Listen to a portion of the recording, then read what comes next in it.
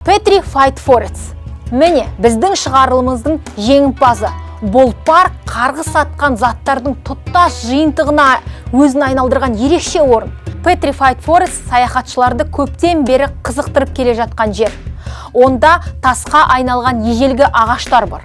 Олардың табиғи көрінісі кез келген адамдарды таңғалдырады. Келушілер ағаштың бөлшектерін естелік ретінде өзіне алып отырған. Кейін бұл әрекетке қатаң тыйым салынады.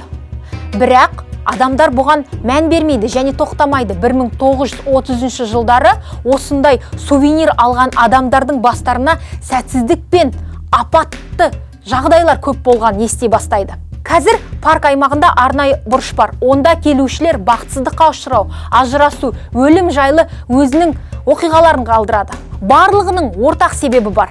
Тасқа айналған ағаш тұрлау. Арай Райс ерекше арнадағы ерекше ақпарат.